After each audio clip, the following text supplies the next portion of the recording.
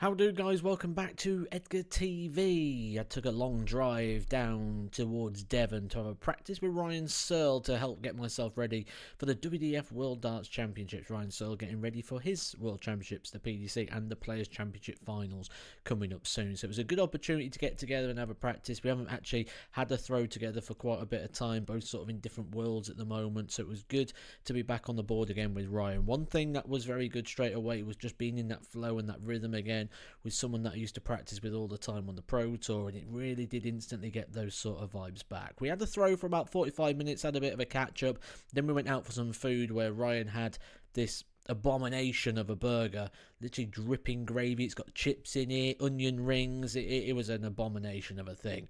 But then we got back, we stuck up the Quadro board, something I've not had a go on yet, and I thought I really want to have a go. So we was having a little battle to see who could hit the first 240.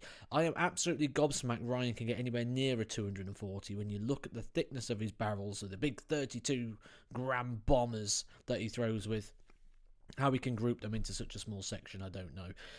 Playing on the Quadro board for the first time, it's very weird. It's strange on the eye, but also it's very strange in regards to throwing at that section of the board, because traditionally you don't really throw at the little numbers. So it's actually quite weird, but did enjoy the sort of experience of being on the Quadro, and actually it was Ryan who got the first 240, as you'd imagine. From there, we actually left the board up for a bit and just ignored it and played on the trebles as normal. And what we did first of all, we did a game which is a game that Ryan said he practices with Gary Anderson. It's a scoring game. What you're going to do is you've got to take out 210 in 9 darts. Once you do it, you go up 10 points to 220, 230, 240, until you get to 350, which is actually quite tricky if you think 350 in 9 darts. We decided to keep going with this to see how far we could get, and we actually got up to 430 before it was ridiculous.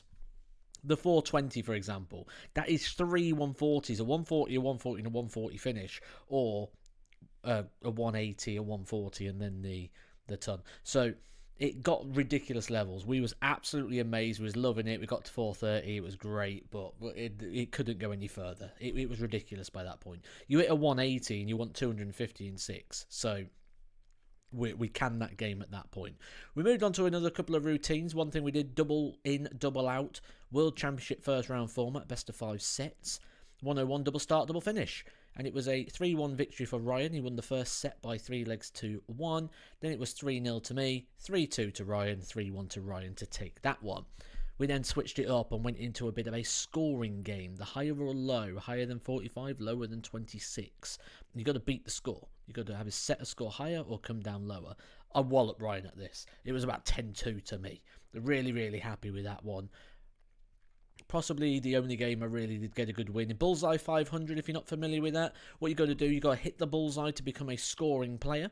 Once you're the scoring player, you can score on 20s, and you need to get to 500. Once you get to 500, you have won, but you can only score on the 20s. Now, I hit the bullseye, I start scoring, and I continue scoring until Ryan hits the bullseye. Then he becomes the scoring player, and I need to hit the bullseye then to become the active player. So, nice little game there. Ryan really struggled on the bullseye in this. I won it by 2 legs to 0, and then we moved on.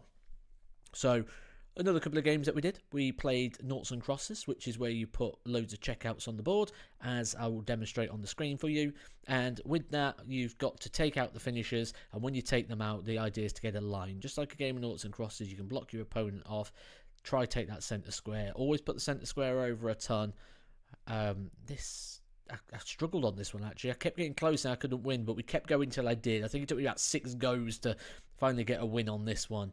And we also had a round of half it as well. If you're unfamiliar with half it, what that is you play on the segments. If you miss, you half your score.